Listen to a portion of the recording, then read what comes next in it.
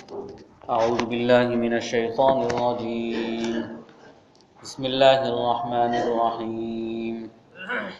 ليسوا سواء من أهل الكتاب أمة قائمة يتلون آيات الله آناء الليل وهم يسجدون يؤمنون بالله واليوم الآخر ويأمرون بالمعروف وينهون عن المنكر ويسارعون في الخيرات وأولئك من الصالحين وما يفعلوا من خير فلن يكفروا والله عليم بالمتقين.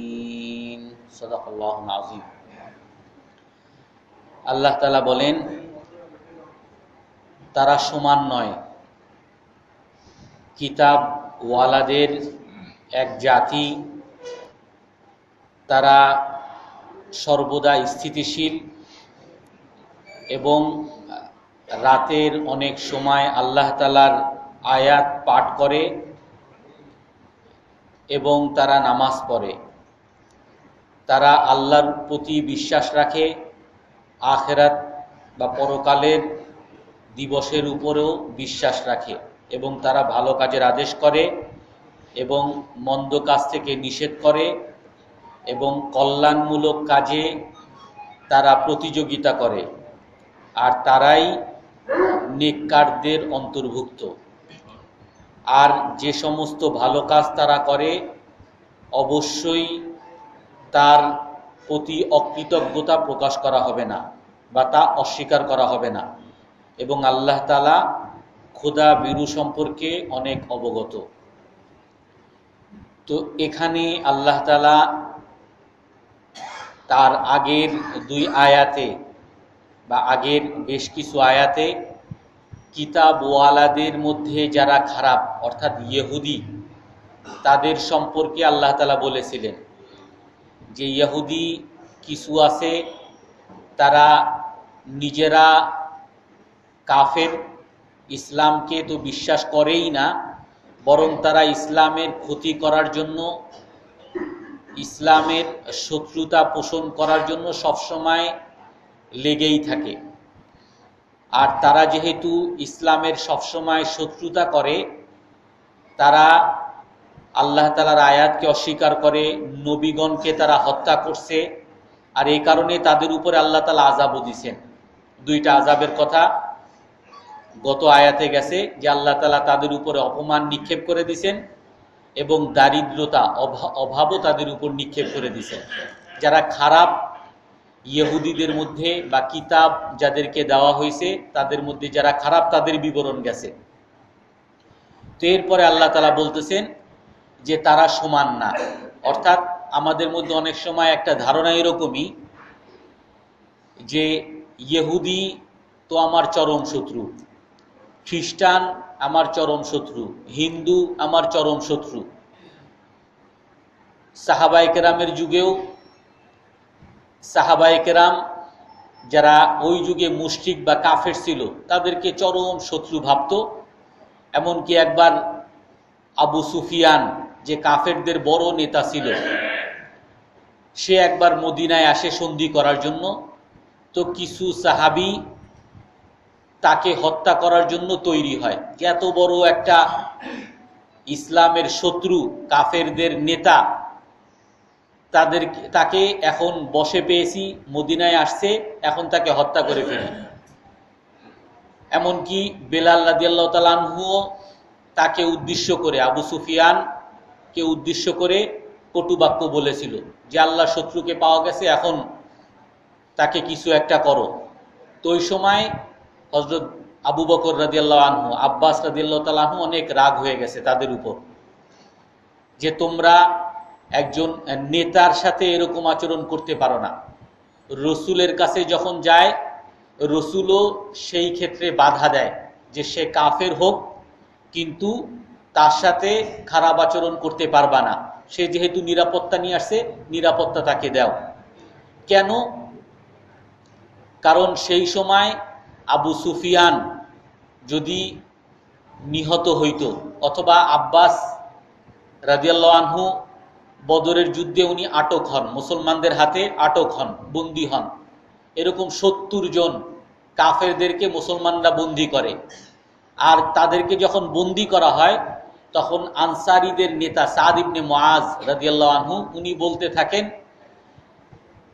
উনার চেহারায় বিরক্তির ছাপ দেখা যাচ্ছিল। তো রসুল বলেন, আমার মনে হয় তোমার চেহারায় বিরক্ত অসন্তোষের ছাপ দেখা যাচ্ছে।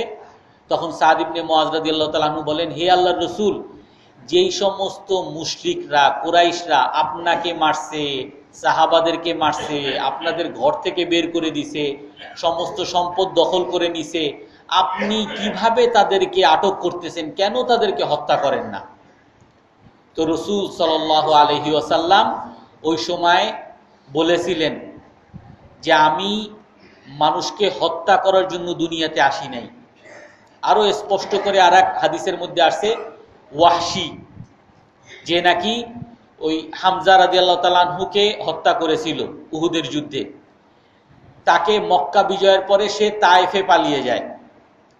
তো রসুল যখন অনেককেই নিরাপত্তা দেয়, ওই সময় ওয়াহশিও রসুলের কাছে আসে।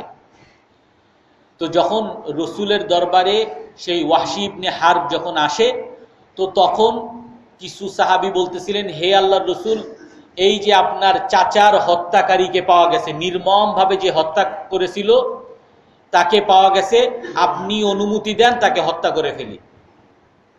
তো রসুল বলেন, দাহু, তাকে ছাড়ো। কেন? লা ইসলাম ওয়াহিদ আহাব্বু ইলাইয়া মিন কাতলি আলফি কাফের। রসুলের স্পষ্ট হাদিস, সহি হাদিস। রসুল তখন বলেন যে আমার কাছে একজন কাফেরের মুসলমান হওয়া, এটা আমার কাছে 1000 কাফেরকে হত্যা করার চেয়ে অনেক উত্তম। তো এই জন্য সেই আব্বাস রাদিয়াল্লাহু তাআলা আনহুকে বদরের যুদ্ধে যদি হত্যা করত, তাহলে এত বড় সাহাবী আব্বাস রাদিয়াল্লাহু তাআলা আনহুকে পাওয়া যেত না। আবু সুফিয়ানকে তখন যদি হত্যা করত, তো আবু সুফিয়ান রাদিয়াল্লাহু তাআলা আনহুর মতো এত বড় সাহাবী পাওয়া যেত না। খালিদ ইবনুল ওয়ালিদ যে উহুদের যুদ্ধে সবচেয়ে বড় বিপর্যয় মুসলমানদের জন্য করেছিল, সেই খালিদ ইবনুল ওয়ালিদকে যখন হুদাইবিয়ার সন্ধির সময় পাওয়া গেছিল, তাকে যদি সে সময় হত্যা করা হইতো, তাহলে তার মতো এত বড় ইসলামের পক্ষে যোদ্ধা আর কখনো পাওয়া যাইত না।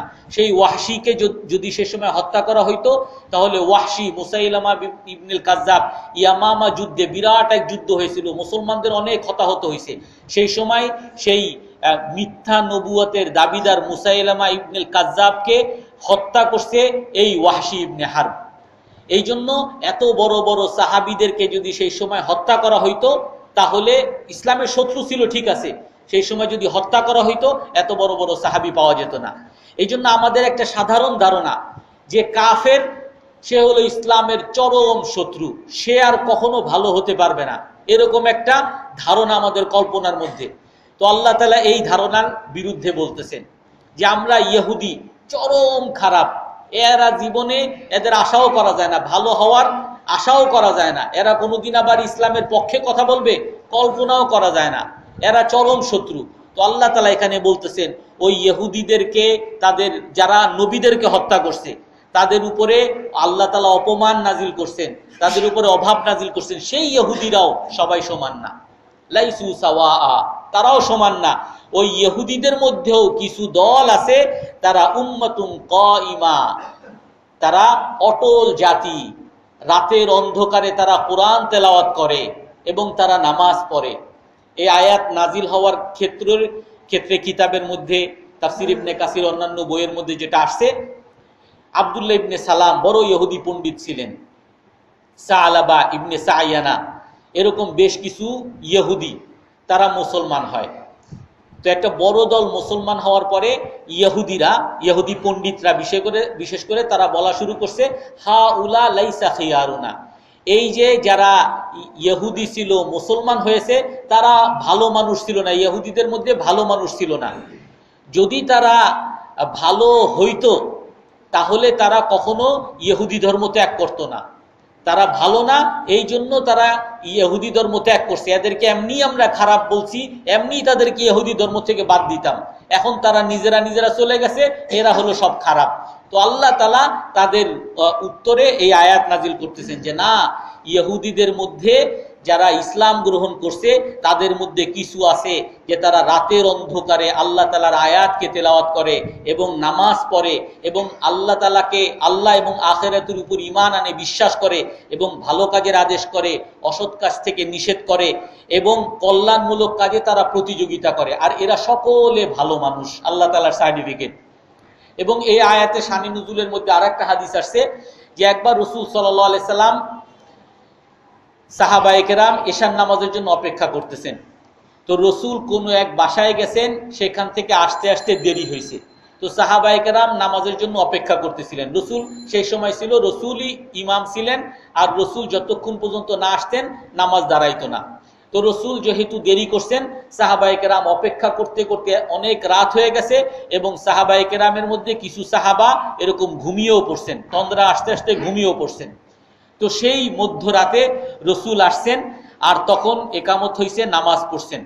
নামাজ পড়ার পরে রসুল ওই সাহাবাদেরকে সুসংবাদ দিছেন, শোনো, অন্য কোনো ধর্মে, অন্য কোনো জাতির মধ্যে, ধর্মের মধ্যে কেউ নাই যারা এই সময়, তোমরা যে ঈশার নামাজটা পড়ো, এই সময় অন্য কারো কোনো ইবাদত নাই।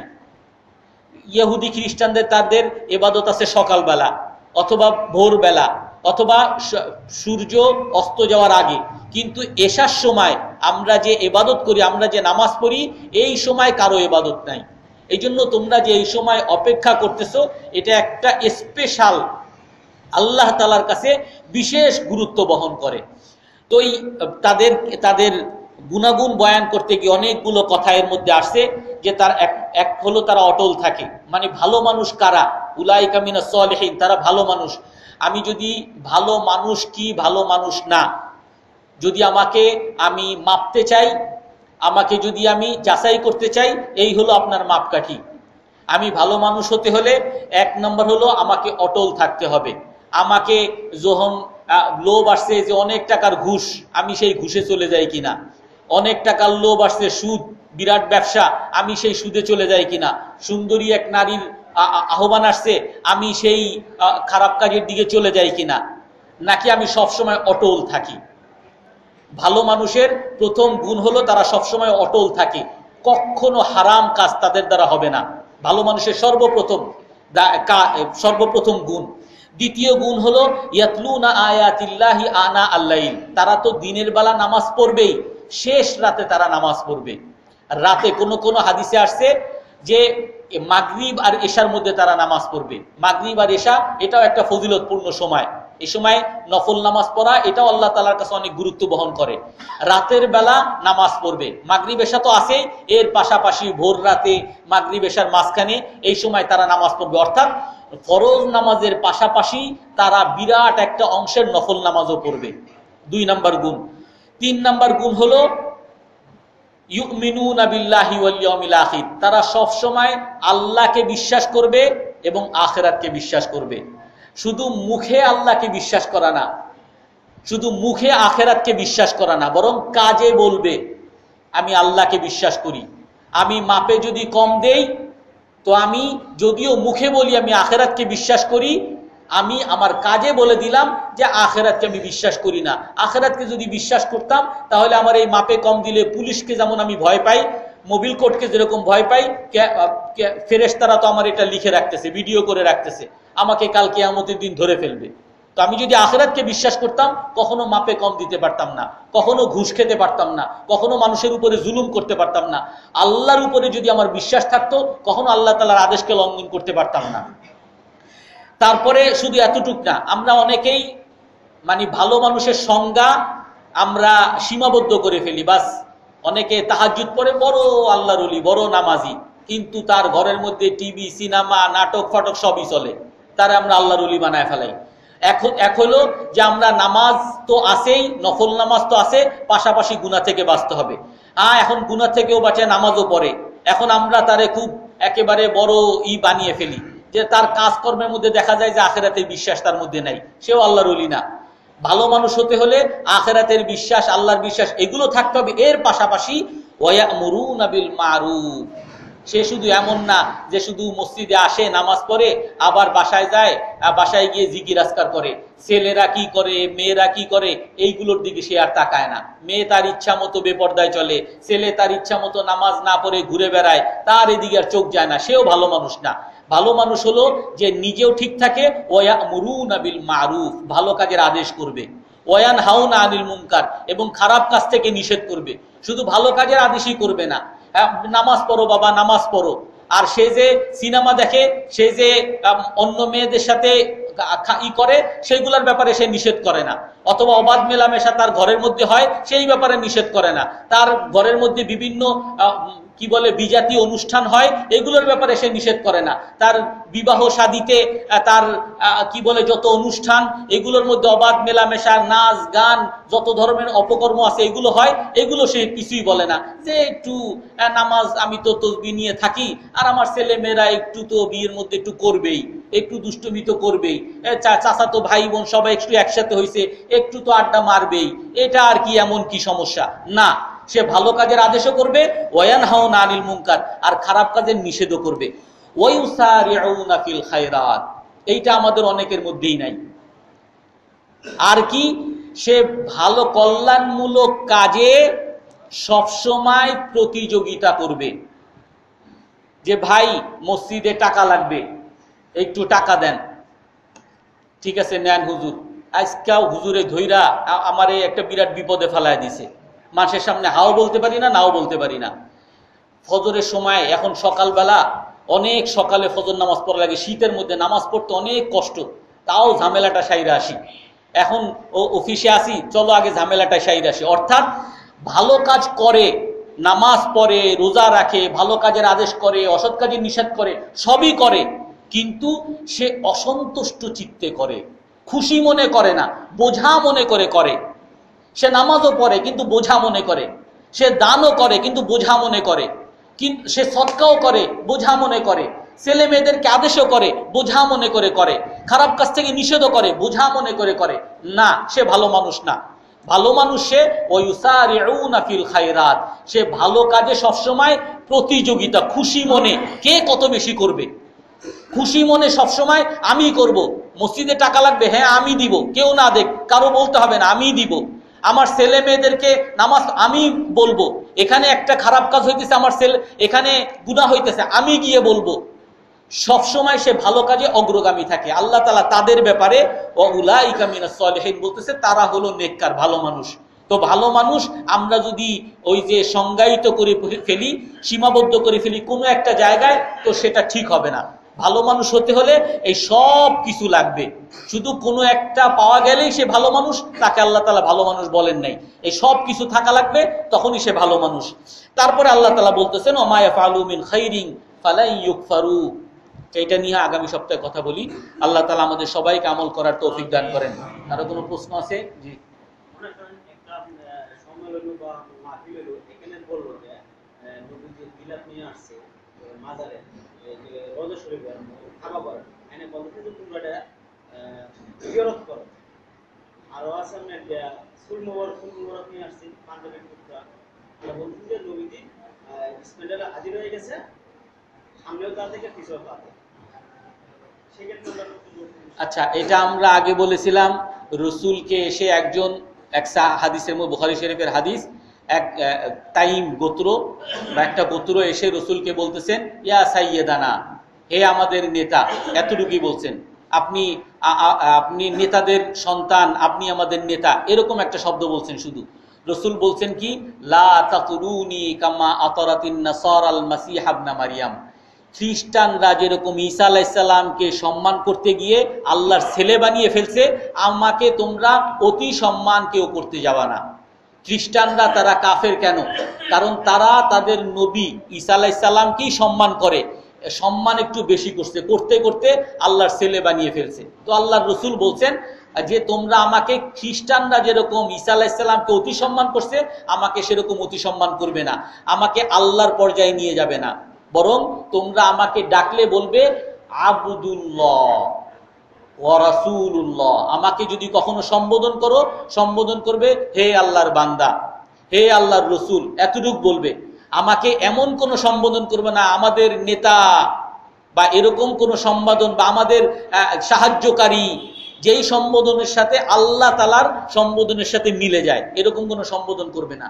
তো যদি কেউ এরকম বিশ্বাস করে যে এখানে গিলাফ আসছে, এখানে রসুল আসছে, রসুল সামনেও দেখেন পিছনেও দেখেন, রসুল ছিলেন মানুষ, উনি অদৃশ্য জানেন না, সামনেও দেখেন না পিছনেও দেখেন না, সামনে পিছনে একমাত্র আল্লাহ তাআলা দেখেন, আল্লাহ ছাড়া কেউ দেখেন না। তো এই ধরনের কেউ যদি বলে তো সে তা শিরকি কথা বলবে, আল্লাহর সাথে শরীক করার কথা বলবে, এটা একেবারে শিরকি গুনাহ, যেটা কুফরি গুনাহ। তো এটা কখনোই সমর্থনযোগ্য না। এরকম যদি কেউ বলে তাহলে ভুল বলে। জি,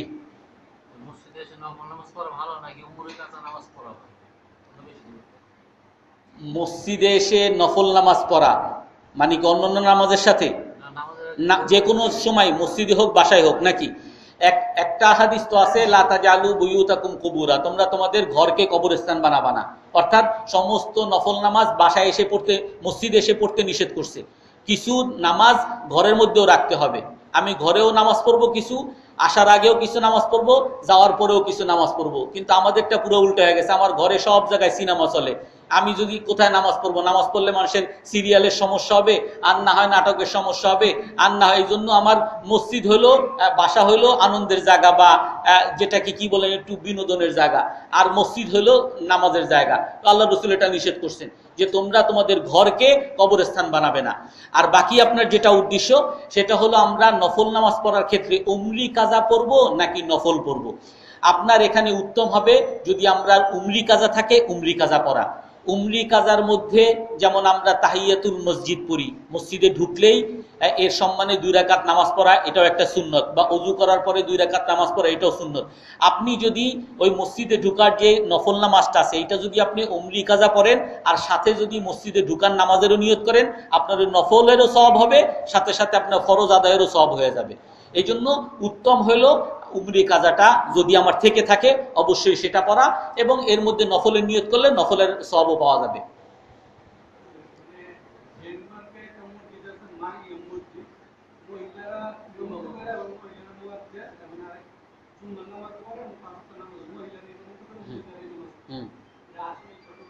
আপনার কি মনে হয়? আপনি দেখছেন পেপারে ওই ইমামের ছবিও দিছে, মহিলা ইমামের ছবি, শার্ট প্যান্ট পরা, মোটামুটি মাথায় কোনো ওড়না নাই, তো সে কি একজন ইমাম হইতে পারে? এগুলো হলো ইহুদি খ্রিস্টানদের তাদের একটা ষড়যন্ত্রের অংশ। এক তো হলো, আমি এই সপ্তাহে শুক্রবারও বলেছি আর আমি সবসময় বলি যে শয়তানের 2টা অস্ত্র। একটা হলো বিভ্রান্ত করা, এইটার নাম ইসলাম না, এইটার নাম ইসলাম, তোমরা যে ইসলাম করো এটা ঠিক না, বা ইসলামের মধ্যে এই সমস্যা আছে, এইটা যৌক্তিক না, বিভ্রান্তি সৃষ্টি করা।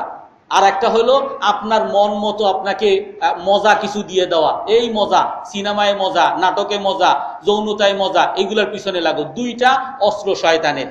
তো এটা হলো একটা অংশ, বিভ্রান্তি, মুসলমানদের মধ্যে একটা বিভ্রান্তি তৈরি করে দেওয়া যে এই মহিলারাও ইমামতি করে দেখো, অথচ এটা যে বড় গুনাহ এটা তো আর সাধারণ মুসলমান বুঝবে না। আর আমরা এই জন্য এলেম শিক্ষা করা ফরজ, এটাও আছে। অনেক সময় আমরা ইচ্ছা চাই বাইরে থাকলে হয়তো ধরেন আসর লাগবে করতে পারলাম না, করলাম না, হবে না, এসার সময় সেগুলো আদায় করলে আদায় হবে। আদায় হবে বলতে এক তো হলো কাজা হয়ে যাবে, এটা তো গুনাহ হবেই। এক ওয়াক্ত যদি কেউ কাজা করে তাহলে কোন ইসে আছে 2,88,00,000 বছর বা 80 বরজাখ, হাদিসের মধ্যে যে ভাষা আর কি, অনেক বড় গুনাহ হবে। এটা তো শুধু কাজা করলে। আর বাকি আপনার কাজাটা হবে কি না, এশার আগে আপনি যদি কাজা করতে চান তো আপনি প্রথমে আসর পড়বেন, তারপরে মাগরিব পড়বেন, তারপরে এশা পড়বেন। হবে না কেন? অবশ্যই হবে। আগে কাজা আর কি, কাজা করবেন, মাগরিব আসর, তারপরে মাগরিব, তারপরে এশা পড়বেন। জি,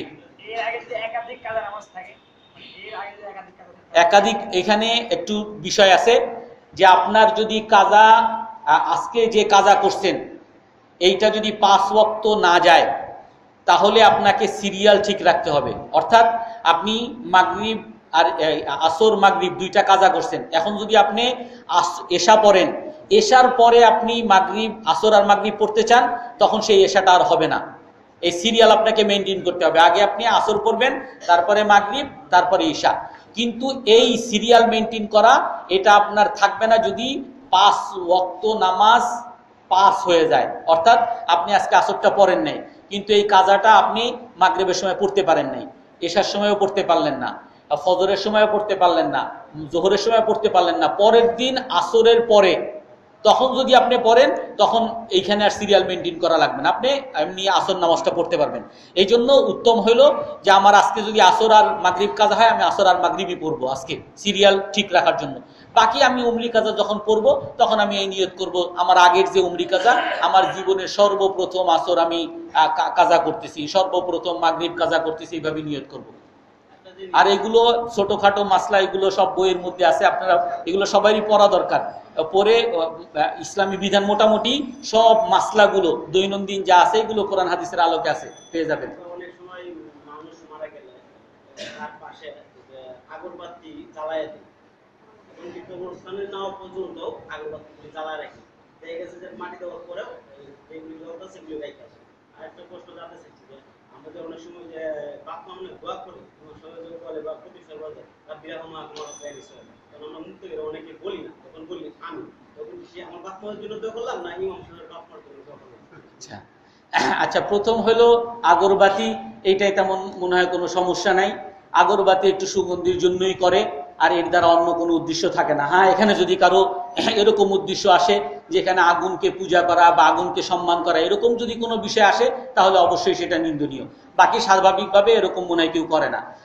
আর দ্বিতীয় বিষয় হলো রব্বির হামহুমা কামা রব্বায়ানি সগীরের অর্থ হলো, হে আমার পালনকর্তা, আপনি আমার পিতামাতার উপরে দয়া করেন যেভাবে তারা আমাকে ছোট অবস্থায় লালন পালন করেছে, আমার উপর ছোট অবস্থায় দয়া করেছে, আপনি এখন তাদের উপরে দয়া করেন। আমি দোয়া করলাম, ইমাম সাহেব দোয়া করলো, আমরা সবাই আমিন বললাম যে হে আল্লাহ এই দোয়া কবুল করেন। তাহলে কি ইমাম সাহেবের বাপমার জন্য দোয়া হইলো না আমাদের সবার জন্য দোয়া হইলো? সবার জন্যই দোয়া হইলো। এই জন্য আমার নিয়ম হইলো আমিন বলাটাই, রব্বির হামহুমা এটা বলার নিয়মও না। আমার নিয়ম হলো ইমাম সাহেব বলছে, উনি তো দোয়া করতেই আছেন, আমি শুধু শেষে আমিন বলবো। কিন্তু আমাদের সমাজে অনেকে আমরা পারি, যার কারণে রব্বির হামহুমা আমরাও একটু বলি, এতেও সমস্যার কিছু নাই অবশ্য। জি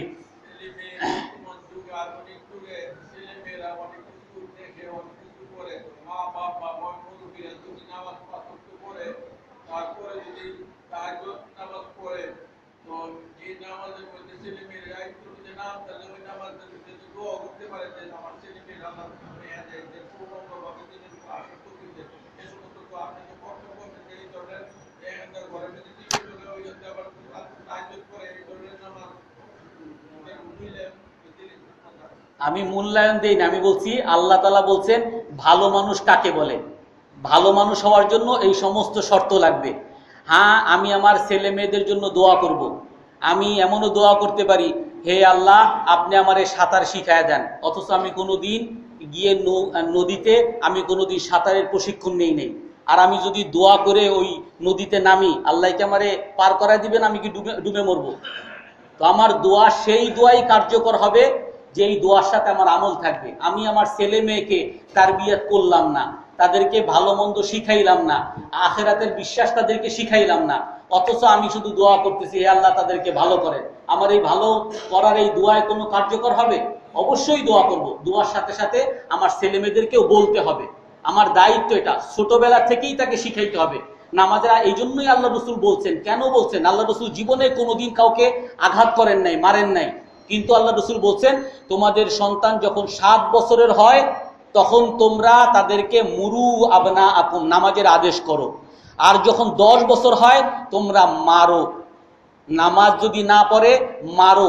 কেন বলছেন? কারণ আপনি ওই 7 বছর 10 বছরে মারতে পারবেন, কিন্তু ওই ছেলে যখন 20 বছর হবে তখন তাকে মারা তো দূরের কথা, বলতেও পারবেন না যে নামাজ পড়ো, তখন আপনি তার কাছে সবচেয়ে নিকৃষ্ট বাবা হয়ে যাবেন। এই জন্য রসুল শিখিয়ে দিছেন যে কখন আমাকে তারবিয়ত করতে হবে, আর এটা আমাকে সবসময় বলেই যেতে হবে। আমি যদি না বলি ওই ছেলেই কাল কিয়ামতের দিন বলবে হে আল্লাহ এই আমার বাবা, সে নিজে তাহাজ্জুদ পড়ছে, আমাকে কোনোদিন নামাজের জন্য বলে নাই, আমি পড়ি নাই, আমাকে কোনোদিন শাসন করে নাই, অতএব আমাকে আযাব দিলে আতিহিম দিফাইনি মিনাল আযাব, তাকে ডাবল আযাব দেন। আল্লাহ তাআলা আমাদেরকে হেফাজত করে। জি জি মিলাদুন্নবীর দিন আমাদের কি করণীয়? মিলাদুন্নবীতে এই শুক্রবার তো মোটামুটি বলছিলাম মনে হয়। মিলাদুন্নবী রসুলের জন্মদিন, রসুলের জন্মদিন সোমবার, এটা একেবারে একমত, কারো কোনো দ্বিমত নাই।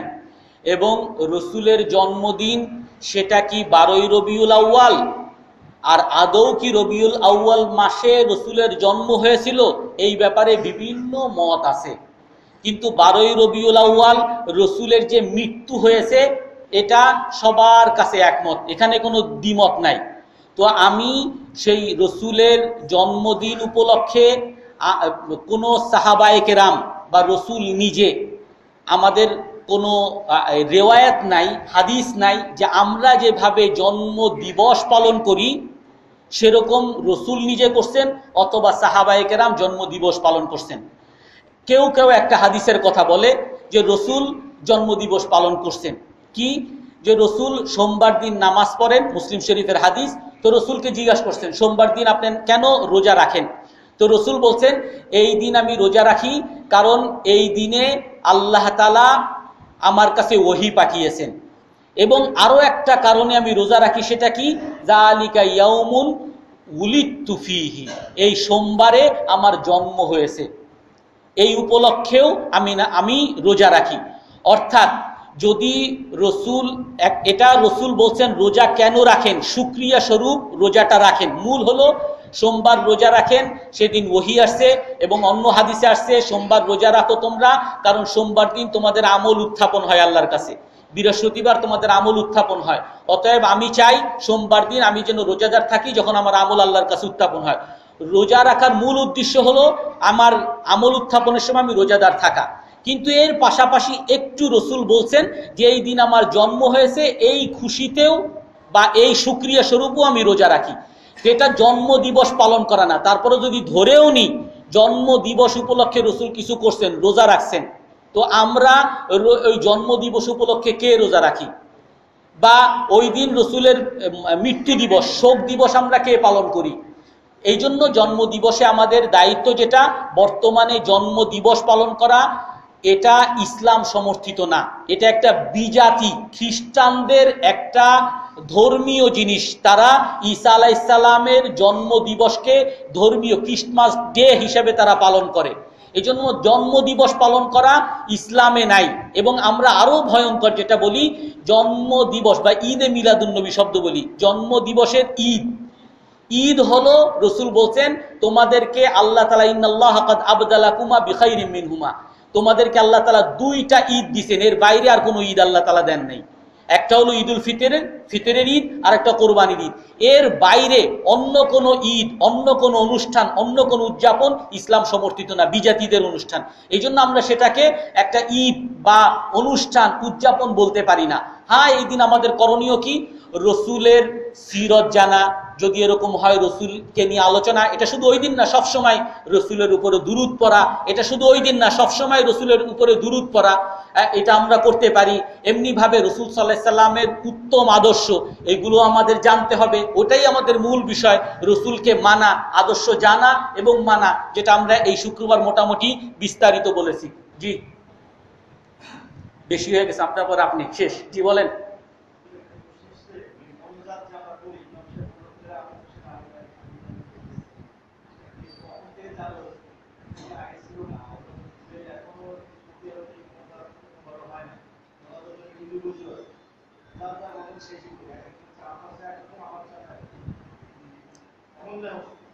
জি, আচ্ছা, এই ব্যাপারে হলো এক হাদিসের মধ্যে আসছে যে আল্লাহ তাআলার কাছে দোয়ায়ে মাকবুলা, যেই সময় দোয়া কবুল হয় সেটা হলো বাদাস সালাওয়াতিল মাকতুবা। অনেকগুলো সময়ের মধ্যে, অনেকগুলো দোয়ার মধ্যে একটা দোয়া হলো ফরজ নামাজের পরে যে দোয়াগুলো তোমরা করো, সেই দোয়াগুলো আল্লাহ তাআলার কাছে মাকবুল হয়ে যায়, গ্রহণযোগ্য হয়ে যায়। হাদিস আসছে। এজন্য ফরজ নামাজের পরে দোয়া করার আলাদা ফজিলত আছে। তবে যে বিষয় যেটা, যে একসাথে আমরা যে সম্মিলিত দোয়া করি, সবাই মিলে ইমাম সাহেব দোয়া করে, আমরা সবাই দোয়া করি, এরকম ভিত্তি রসুলের যুগে এরকম ছিল না।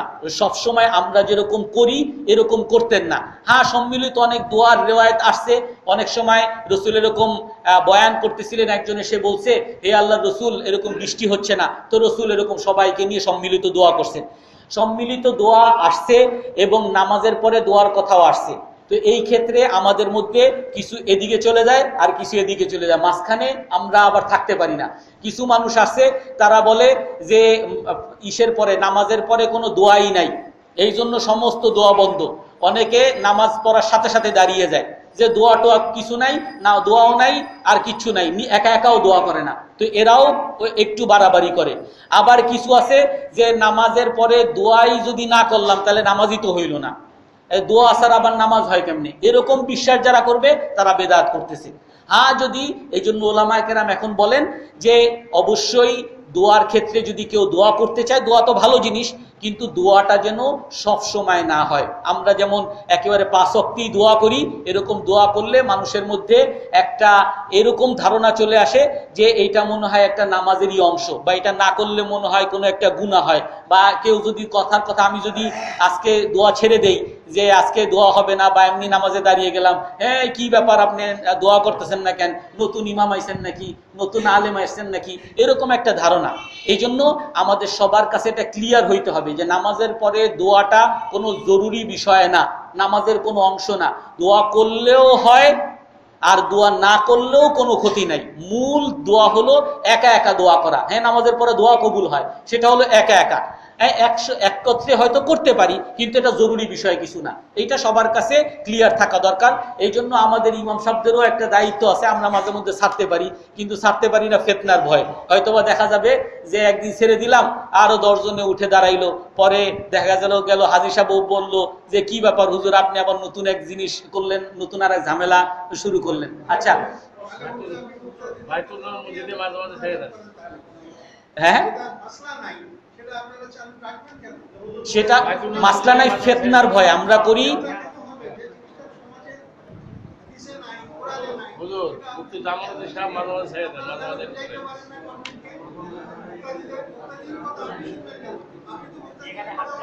আচ্ছা আচ্ছা, যদি আপনারা বুঝে থাকেন অবশ্যই আমি ছেড়ে দিব।